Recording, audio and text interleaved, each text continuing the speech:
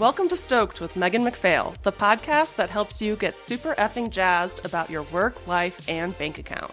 I'm your host, Megan McPhail, a former burnt-out emergency veterinarian that quit my hard-earned career to become a seven-figure business coach, entrepreneur, and elopement photographer. Now I'm living a life I absolutely love, full of travel, adventure, and financial abundance, and I am hell-bent on inspiring others to do the same. Are you ready to say goodbye to the 9-to-5 grind and start going after some big, bold dreams? Then let's dive into this week's episode. Hey, it's your host, Megan McPhail, and today is a super exciting episode. I have Dustin Mushinski here. She is a business and mindset coach. She escaped the corporate world, and now she's a multi-passionate, seven-figure entrepreneur. I love her outlook on so many things regarding mindset, money, ego, worthiness. We're going to talk about success today. We're going to talk about all the things. Thank you so much for being on the podcast, Dustin. Yeah, you're so welcome. I'm so excited to be here. Yeah. And tell me a little bit about how you became this multi-passionate entrepreneur, because I know you were in the corporate game for a long time. I kind of want to hear your backstory. Yeah. I was in the corporate game for a very long time. So 13 years. Oh, gosh. Probably 15 all in. But who's counting? And no, I feel like so many of us who are born to be entrepreneurs and leaders and CEOs, I went into the corporate world because it was what I was supposed to do. Mm-hmm. And it's safe and it's responsible and whatever. And I was good at what I did. I was in sales and I was in tech sales and I had a lot of success. At the end of my career, when I retired, I was making $400,000 a year. And I remember people being like, "Are you insane? Like, who walks away from that?" But you're crazy. Like, what are you doing? But I had that inner knowing that so many of us have, where it's like, no, I'm meant for more. I'm not meant to work a 9-to-5. I can remember telling my husband probably 5 years before I ended up leaving corporate that my dream, the thing that drives me, is obviously money, but more than that, the freedom. That I wanted both of us, not just me, because we now have retired him from corporate America as well. And he wasn't a corporate, he was a physical therapist. So he was more of a 9-to-5, had to be in person kind of a person. I was working from home and I was like, yeah, this is still for the birds. But I remember saying to him, my dream is that both of us get to wake up every single day and decide what we're doing that day. And that to me always is like, that's what I wanted. I want to be able to work on what I want to work on, be present for my kids if I want to. I'm not the chaperone mom, so I'm not even going to pretend like, oh, I want to chaperone the field trip. No, I don't. I want to go to yoga in the middle of the day. I want to go get a massage. I want to get a facial, but I also want to work and I want to work on what I want when I want to work on it. So that was always something that was really true for me. And I knew that. And it was after I had my second daughter, I really had this moment where I was like, I'm going to do this. I'm going to find a way out and I'm going to follow my passion. And I had no idea how or what the hell that was going to look like, but I knew that it was meant for me and I knew that I owed it to myself to make it happen. So I did. But that's when I was in the corporate world and I knew I wanted more and I knew I wanted out and I knew I was meant for more. And I knew that I had to believe that it was possible and start taking baby steps and create momentum. Yes. That's exactly what happened and how we ended up here. I think anybody that is listening can relate to that story. I relate to that story, especially the inner knowing that you're meant for more, but you don't really know what that is yet. And it takes kind of years to formulate your exit plan. Yes. That definitely was for me too. When I was escaping vet med, I think that's really what it was. I was like, how do I escape from this box that has trapped me here, And I had to go through so many shifts and kind of go against what everyone else was telling me, which was that I was crazy. And you spent so much time, building this career. Who are you to leave it? All that stuff. But it's like, I just know I'm not meant for this and I want more. And I want slow mornings and I want, wake up with my husband and be like, what are we doing today? Yes. And location freedom as well. Yes. Oh my gosh. Yeah. Not just time freedom, but location freedom. So how did you go from tech sales, killing it, to mindset coach? Because you are so great at the mindset stuff. That's really what I want to focus on is all these kind of mindset transitions and reframing that we have to do to be able to escape what society wants us to do and what the vast majority of people think is what success looks like, and like give that all up and go after what we feel like we're supposed to really be doing. Yeah. Where were your shifts and reframes in that? Like, how did the mindset coach come to be? How did the mindset coach come to be? Okay. So rewinding even further than when I had my second daughter and I was like, okay, I want out. I actually became a single mom when I was 23. Mm. And I was in a really toxic relationship. My life looked nothing like the dream life that I had when I was, a little girl growing up. And I remember looking around and living paycheck to paycheck, and things felt really hard. And I remember looking at my daughter and being like, how am I ever going to tell her to go after her biggest dreams and believe in herself if I don't do that for me? And Yeah. I am never going to allow her to be the excuse for why I didn't. Mm-hmm. She's going to be the reason that I did. It's a vivid memory that I have of looking at her in her crib when she was a baby and being like, I have no idea what's about to happen, but I know that I'm going to believe in myself because I am meant for more. And I think that was the first moment of me really understanding that your mindset and what you choose to believe is possible for you. Because the dream life that I had of the dream home and the Pinterest swimming pool and traveling to luxury vacations and flying first class and this cute little family, Mm-hmm. I was light years from it. Like, that was not, like, what? Like, no. It was so far away, but it was that first moment where I went, the first step, and I don't know how I knew this, but I knew deep down, like this inner knowing, like the first step here is to believe that no matter how far away I am from this dream, my dream is meant for me. And Yes. that locked in as like a core belief. And I think from that point on, I realized that all of the success that I had along the way, every little win, every big win, meeting my husband, who's my person, and getting a great job in tech sales and fixing my credit score and all the things that started to happen were not happening necessarily because of what I was doing. I didn't know what I was doing. I didn't have a plan. I was a 23-year-old single mom. I didn't know shit. Yeah. What I did know was that my belief and my mindset and my approach to how I was living my life and creating it and believing that it was possible, that like that core belief, like my dream is meant for me. I wouldn't have this dream if I wasn't meant to have it. Mm-hmm. I have more power than I think, and I'm going to take my power back. I saw that happening. And so I really understood the power of mindset. And so that's like phase one. Then phase two is I'm in this life where I've met my soulmate. We had our second baby. We buy our dream home, and I'm working a 9 to 5, and I'm not fulfilled and I'm not happy because I'm not supposed to be in a 9 to 5. Yeah. And I had that second iteration of like, all right, let's lock in again. Let's level up. I want out.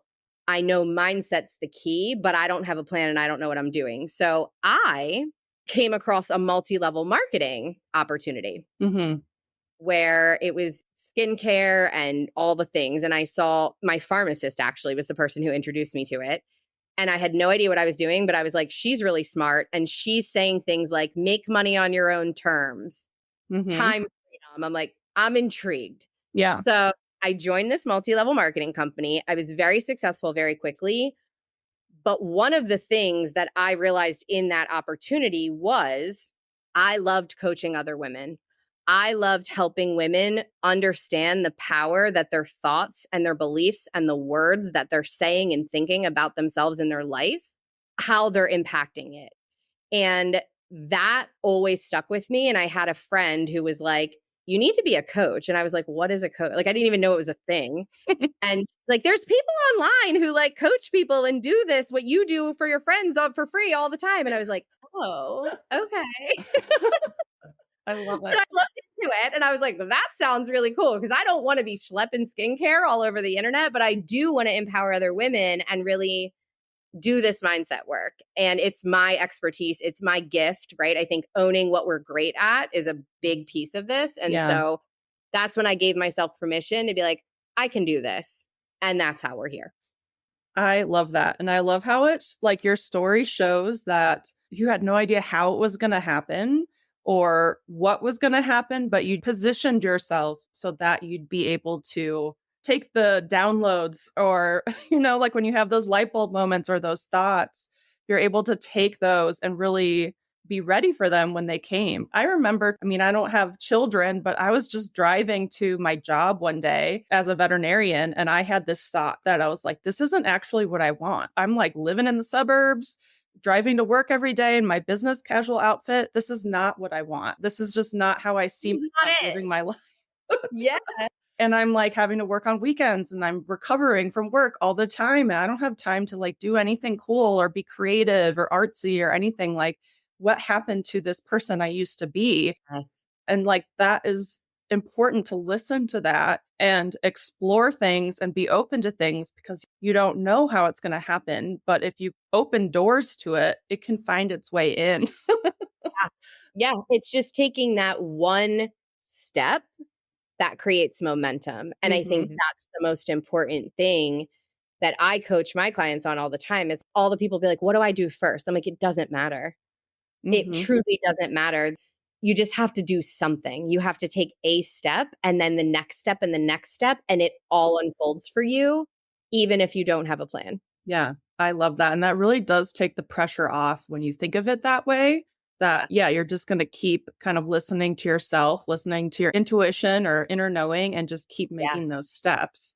Let's talk about like, what are the things that hold people back from this when they do in their heart know that they're meant for something bigger? What holds them back from pursuing that? Yeah, I love this question. So we have desires, right? Every single one of us, we have a purpose, we have desires, we have things that we want. And so many of us play small or tell ourselves like, I'll do that after this or when I'm ready or that's just a pipe dream, right? We dismiss it because we've kind of been conditioned to believe that it's not possible. Yeah. And what I see is that the first step in getting what you want, achieving success, whatever that looks like, leaving your 9 to 5, building the business of your dreams, having a 7-figure income, like you said, location freedom or doing what you're doing, buying your dream home, whatever that looks like, because my dream home could be very different than your dream home or my sister who wants to live on a farm with all these dogs and animals. Like that is not my dream home. But we all are given our dreams because they're meant for us. Like that is a fact. Our dreams are meant for us. We would not have them. There's a reason my dream is different than my sister's and my dream is different than yours. It's because I have everything in me already to achieve my dream. Yeah. And we lose sight of that. Not enough people are telling us that, right? Like we should be believing in the fairy tale. Yeah. We should. Not like, oh, fairy tales don't come true or that only happens in movies. Like says who? What? Yeah. Why? That's bullshit. So understanding your dreams or your destiny is the first piece. Then what happens is I see this with every single client I've ever worked with. So hundreds of people at this point is when we have this dream and we get clear and we're owning it. Like, this is what I want. I want to leave my 9 to 5 like you. I don't want to be a vet. Yeah. I want to be creative and I want to make more money and I don't want to work on the weekends and I don't want to wear this stupid outfit. And I want to live wherever I want to live and all the things. When you admit it, it's very freeing. But then what immediately happens is your mind starts to throw all of the reasons that you can't right in front of your face. And it's like, but that's not possible. But that's irresponsible. Like you have bills to pay. You know, this is what you should do. You paid all that money to go to vet school and you're just going to throw it away. Like that's insane. That's so irresponsible. Just like keep on keeping on. You should be grateful for what you have. Yada, yada, yada, yada. Right? Like all those reasons that you can't come online.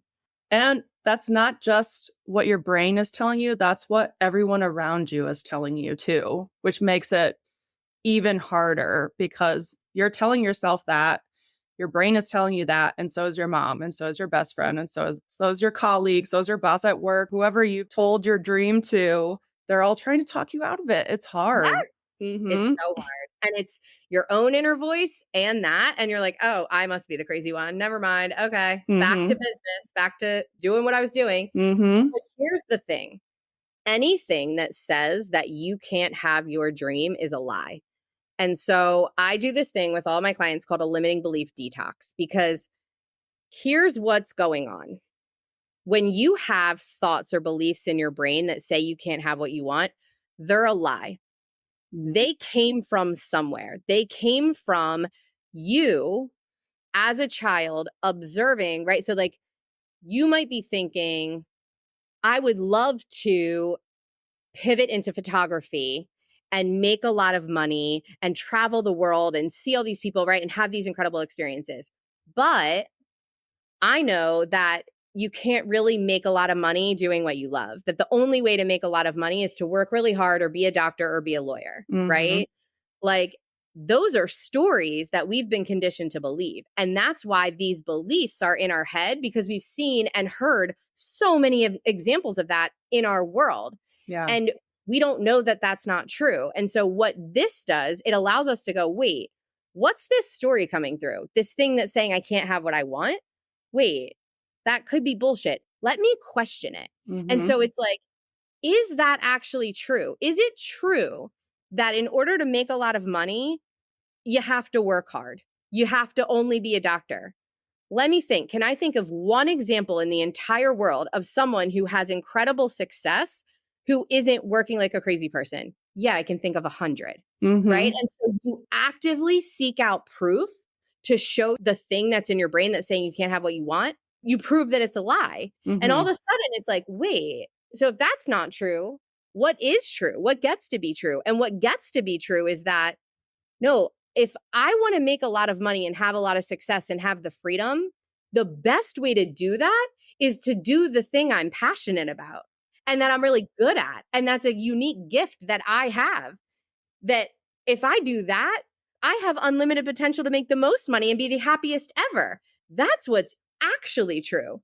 So Mm-hmm. I'm going to challenge myself to rewire my thinking, where if I have thoughts that are blocking me from getting what I want, because if I think that in order to make a lot of money and have the freedom and leave the 9 to 5, that it's irresponsible, I'm not going to allow myself to do it. Right. But if I tell myself that it's actually the most responsible thing that I could do is to take my gift and monetize it or put it out into the world or make a bigger impact or whatever, like, that's actually really responsible, that belief is now really supportive of my dream. So it's like, you can choose the belief or the thought that's literally going to be like a freaking log in the road, like a dam that's blocking you, and you're just going to run into it, run into it, run into it, and never make any forward progress. Or you could throw that in the trash, bring a new belief online that's like green lights flashing, like, girl, pass go, collect your $200, like, keep going. Of course, you're going to choose that one. And I think one of the coolest things to remember is we have so much more control than we think that we do. We get to choose our Yes. thoughts. Mm-hmm. We get to choose our beliefs. We choose them. So I say this to my clients all the time. Beliefs and thoughts are like outfits.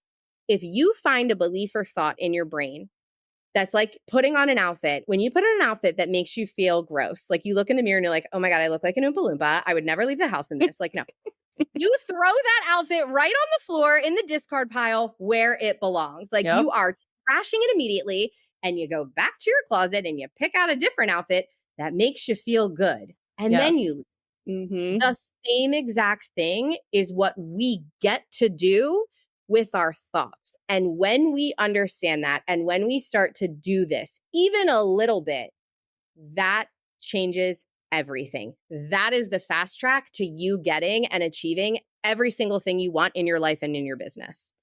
I love that whole thing. It's really like this whole deconditioning process that we have to go through to kind of like unlearn everything that we grew up learning, that society or our immediate family or friends or whoever, TV, movies, kind of like shoved down our throats. We have to decondition that, get all of that out of our brain, kind of take back our power and control, and realize that, like, yeah, we do have some kind of special gift or purpose or talent or skill that Yeah. that's exactly what we should be monetizing. That's what we should be charging a lot of money for. and Yep. putting out into the world. And like, if you feel this pull to do this thing, like the photographers I know, the coaches I know, they have this very strong pull to do this.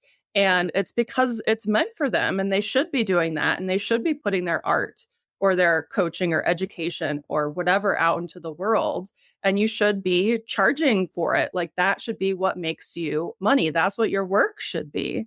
Yes. Yes. I say this all the time.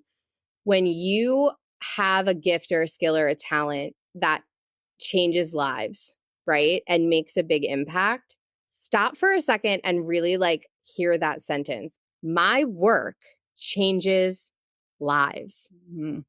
That means it's worth a lot of money. Yeah. Like it's life changing, like Mhm. life changing. It's worth a lot of money. Yeah. As entrepreneurs, the bubble that I live in, we are changing lives. We're not just like renting porta potties or like whatever weird shit like businesses are out there, like we're actually changing lives. And like Yeah. what I come across is people are like, well, this is easy for me, so I shouldn't be charging that much money for it. Like this isn't enough struggle. This isn't It's not hard super enough. hard. Yeah. So like, of course I can't charge money for it. So we should unpack that because I think that a lot of people struggle with charging for their gifts and their talents. Yeah, 100%. And you're so spot on, Megan. It's like we're so close to our genius and our gifts and our talents that we almost don't see the value. Mm-hmm. And this is an analogy I use. So I am not a creative person. Like if you guys made me take a picture, you'd be like, what is wrong with you? Why would you ever? Like I have no idea what I'm doing. I have my other talents. It's fine. But my best friend is extremely creative. She is artistic and visual and all the things. Mm-hmm. And so her and I talk all the time about how she sees what I do and she's like, oh my God, it's so valuable. Like it's incredible. And I'm like, it's so easy and it's so simple and it's so basic. Like I literally tell people to change their mind. Like, are you kidding? And Yeah. she's like, no, it's so, I just could never. And I'm like, meanwhile, I'm over here watching her like do her little Instagram like reels where she's like creating art and like doing her shit. And I'm like, are you kidding? Like, Yeah. I could never. Like, oh my God. And even as simple as like, I'm like, oh my God, I'm the girl that like, if I need something creative, I'm on Etsy so fast, Mhm. paying hundreds of dollars for somebody else to do it for me. And she's like, oh, it's so simple. You would just do this, this, and this. And I'm like, absolutely not. Like, Yeah. there's no way. And I think we forget that our zone of genius is so valuable to other people who Mhm. don't have that skill set or talent. And that's where it's like such a cool thing that we're all so unique and have different gifts and we can lean into each other. And it is our job to start to value our expertise and our knowledge and our experience and our gifts the way that they should be because they change lives Yeah. at the end of the day. Like they Mhm. do. I love that.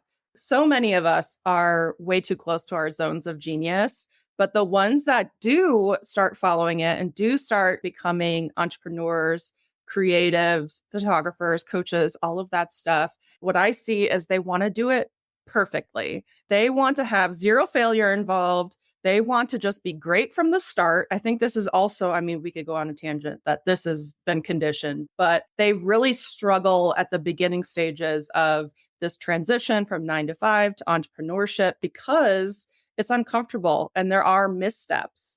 And so, like, how do you coach people through that? Oh, I love this. This is something that is so relatable. So many people experience. And the way that I like to kind of approach success in general, right? Success in life, success as an entrepreneur is to really envision life and business like an old school video game. Like we're talking like Mario Brothers, the blocks where you had to hit it and a mushroom would come out or fire would come out and you would throw. Like this is the visual. So stick with me on this. I'm so showing my age right now. Oh my God. But I'm right there you with you. know, right? You know. Yeah. So we're in the video game and there's different levels. And the way that I like to think about it is on every single level, you're obviously collecting wins, right? I mastered this. I did this well. This thing worked. I sold this thing. I launched this thing. I got this client, I raised my price, or whatever it is that's happening at that level. So you're collecting wins. But one of the things that I think gets lost is that we're also collecting lessons. And the lessons are mandatory for you to go to the next level. Yeah. Because every level is not just, I came here, I won. I came here, I won. I came here, I won. I got all the wins. It's like, no, you had to collect all the mushrooms and you had to grow, but you also had to go find all those blocks where you had to bang your head up against it and get all the gold coins out. Those are the lessons, right? Mhm. And it's like every single lesson is mandatory for you to have what you need and grow and learn and evolve and embody something so that you can get to the next level. And so the difference between the people who are really successful or succeeding faster, I guess I'll say, Mhm. is that they are not shying away from the lessons. They're not like, oh my God, I don't want to fail. I'm not going to do that. Or if I did fail, oh my God, I'm putting my head down and I'm never doing anything again. Like, this is a wrap for me. I'm burning this all down. Like, I'll see you back at the desk. They are seeking out the lessons. They know that in order to get to the next level, they have to get them. So when they're not getting to the next level and there's no more wins to be found, they turn around and they go, where are the lessons? Let me go get the lessons because I know I need to put my lesson bucket filled and I need my win bucket filled. And then I'll go to the next level of income, of freedom, of success, of the things that I want.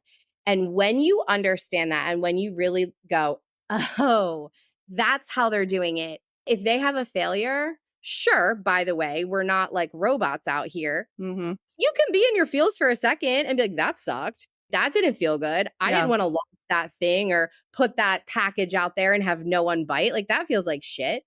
You get to be in your feels for a hot second, right? Yeah. I always say, feel your feelings. Let's not toxic positivity this away. Feel your feelings, but then turn around and go, all right, cool. What's the lesson? What do I need to learn from this? And what do I need to tweak so that next time it has a better chance of working? Because there is a lesson here. So let me collect it and then I'll be able to move on. And the faster you do that, the better you get at everything. Mhm. And you don't make it mean jack shit about you because again, your dreams are your destiny. That is like our holy grail, our North Star. So just because one thing you tried didn't work, so what? It just means there's a lesson there and good, get excited, collect it, because that's what gets you to the next level.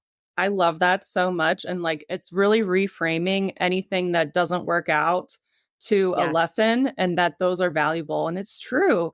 I see this all the time with the photographers that I'm coaching or the photographers that I'm coaching to be a coach. Like all the people I coach, they really hire me thinking that they can avoid all of the lessons, quote Yeah. unquote, and failures, and that I could teach it all to them. But there's still things that they have to experience on their own. And For there's sure. still things that they have to go through the discomfort. They have to feel that. And a lot of them are trying to avoid that by hiring me, I feel like. And so I'm kind Yeah. of pushing them into it. I'm Yeah. like, as your coach, I'm making you feel all the feelings and I'm making you do all the uncomfortable Sit things you're here trying to and learn the avoid. lesson. Yeah. Because Yes. that is really where the growth and the leveling up comes from and taking your ego out of it.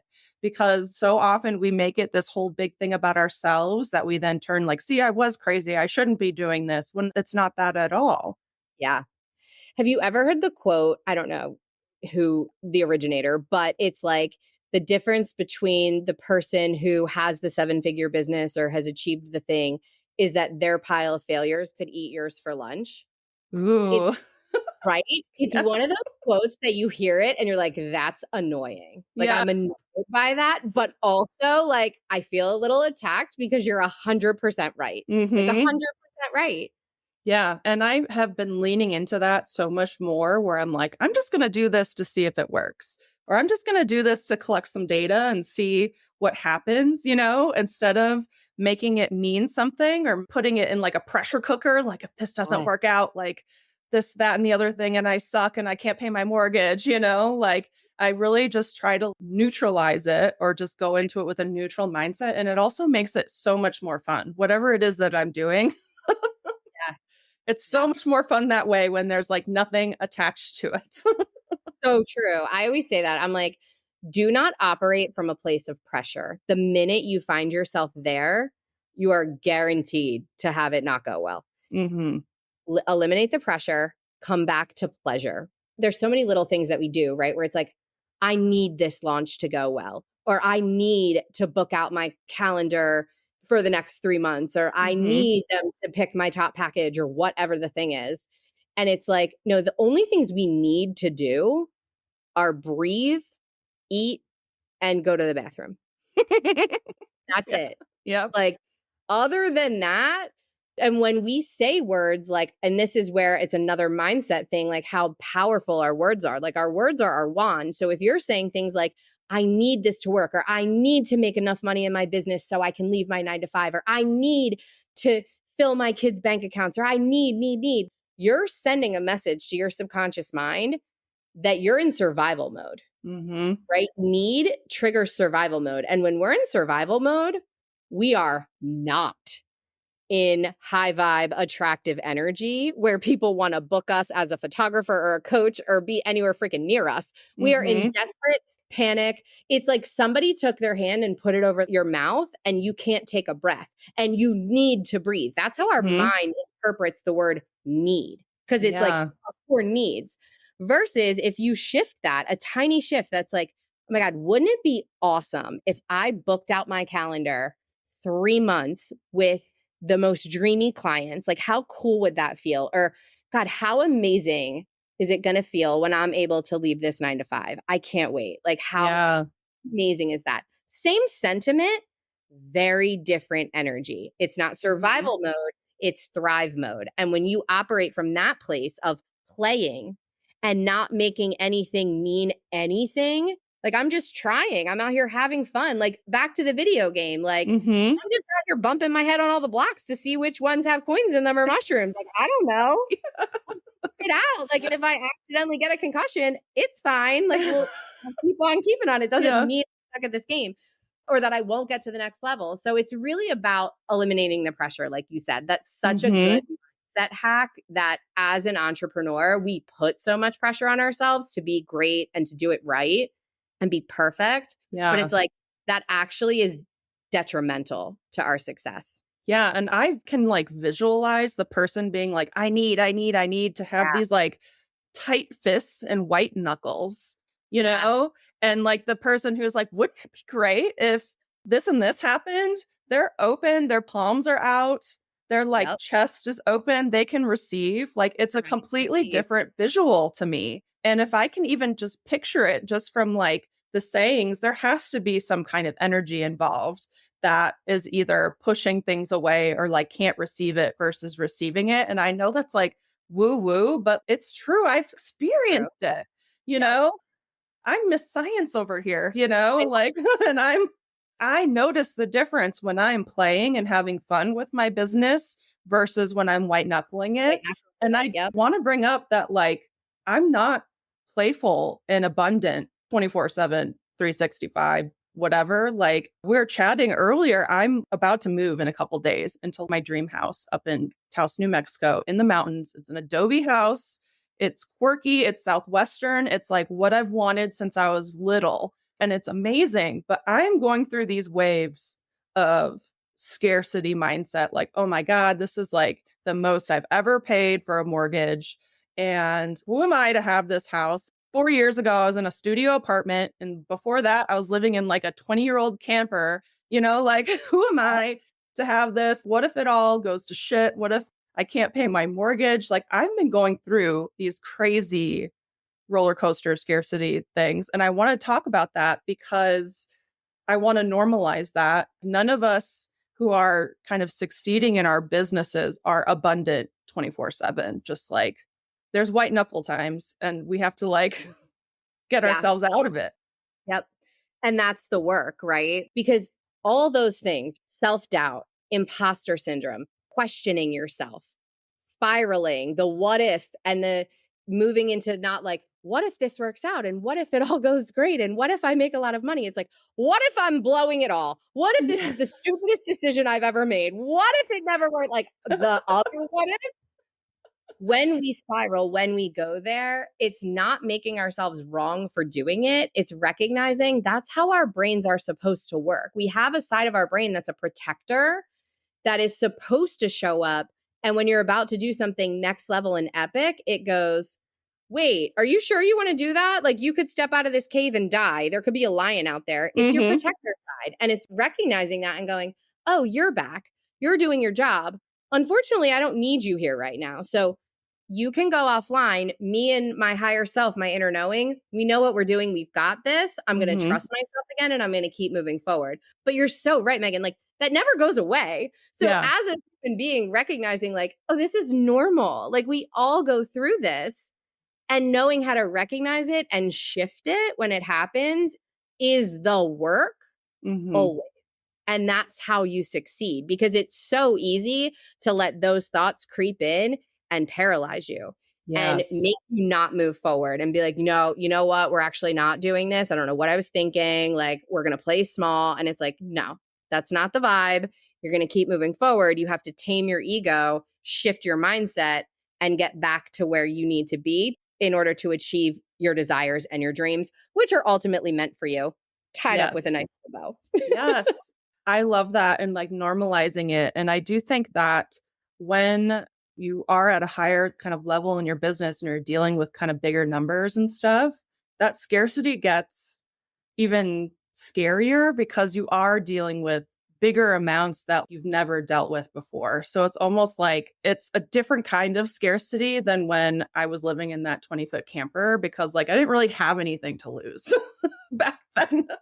I pretty much had nothing back then. So it was like, cool. Cool. We're the same. Yeah. It's true. It feels heavier and it hits harder, but it's really, I think, comforting to know that like this happens at every level, and you just get better at shifting and changing your mindset and reminding yourself of your truth and getting rid of those limiting beliefs and using the words that you need to be back in alignment with what you want. And that's literally what I do with my clients on repeat all the freaking time. Yeah, it's recognizing the thought and reframing it, feeling the feelings, like you said, if you do need to feel some feelings, no more toxic positivity. But yeah, figuring out what you need to tell yourself to get rid of that scarcity. And I do feel like that once you have a lot of those kind of like downs and then you go back up, once you've like experienced a lot of that, it's kind of easier because you're like, remember like 6 months ago when I was freaking out and everything was fine? Yeah. I have that I didn't need to freak out. Yes.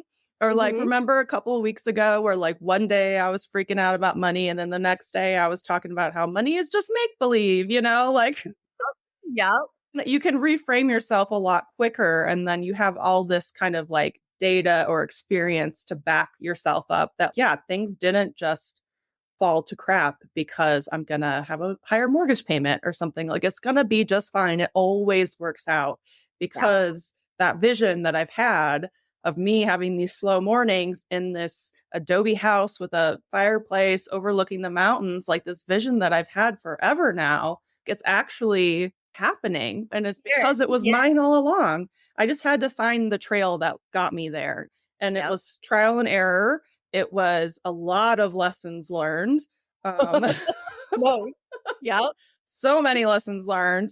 And now it's happening. And that's what I want for everybody. And I think that's what led you to being a mindset coach too, because you want people to realize their dreams and not stay stagnant or stay trapped in these jobs, right? That's getting people's power back so that they can accomplish these things is huge. So thank you so much, Dustin, for being on the podcast. So welcome. I've had like goosebumps this whole time.